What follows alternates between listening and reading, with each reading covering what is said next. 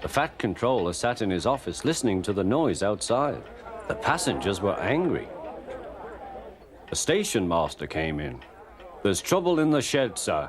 Henry is sulking, there's no train, and the passengers are saying this is a bad railway." "Indeed," said the fat controller, "we cannot allow that." He found Gordon, James, and Henry looking very cross. "Come along, Henry, it's time your train was ready." "Henry's not going," said Gordon. "We won't shunt like common tank engines. That was Thomas's job. We are important tender engines. You fetch our coaches and we will pull them. Tender engines don't shunt." "Oh, indeed," said the fat controller. "We'll see about that. Engines on my railway do as they are told." And he hurried away to find Edward. The yard has never been the same since Thomas left to run his branch line, he thought sadly. Edward was shunting. "Leave those trucks, please, Edward," said the fat controller. "I want you to push coaches for me in the yard." "Thank you, sir, that will be a nice change." "That's a good engine. Off you go, then."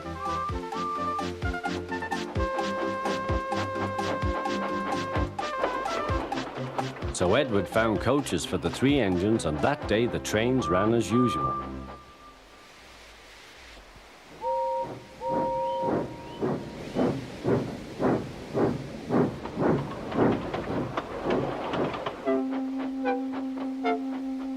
But next morning, Edward looked unhappy. Gordon came clanking past, hissing rudely. "Bless me," said the fat controller, "what a noise." "They all hiss me, sir," answered Edward. "They say tender engines don't shunt, and last night they said I have black wheels. I haven't, have I, sir?" "No, Edward, you have nice blue ones, and I'm proud of you. Tender engines do shunt, but all the same, we do need another tank engine here." He went to a workshop, and they showed him all sorts of engines.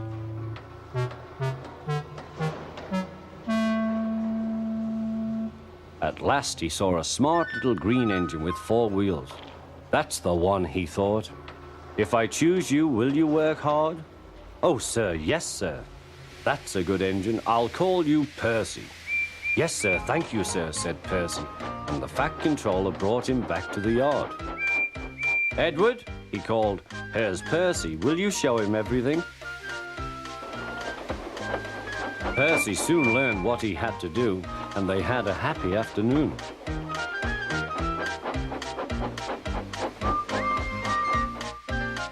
Then Henry came by, hissing as usual. "Chee!" went Percy. Henry jumped and ran back to the shed. "How beautifully you wheeshed him," laughed Edward. "I can't wheesh like that." "Oh," said Percy, "that's nothing. You should hear them in the workshop. You have to wheesh loudly to make yourself heard." Next morning, Thomas arrived. "The fat controller sent for me. I expect he wants help," he said to Edward. "Shh, here he comes," replied Edward. "Well done, Thomas. You've been quick.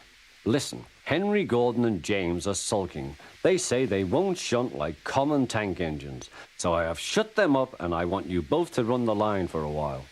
"Common tank engines, indeed," snorted Thomas. "We'll show them." "And Percy will help too." "Oh, sir, yes, sir. Please, sir," answered Percy. Edward and Thomas worked the main line, greeting each other as they passed by. Percy puffed along the branch line. Thomas was anxious about Annie and Clarabelle, but both driver and guard promised to take care of them. There were fewer trains, but the passengers didn't mind. They knew the 3 other engines were having a lesson. Gordon, James, and Henry were cold, lonely, and miserable. They wished now they hadn't been so silly.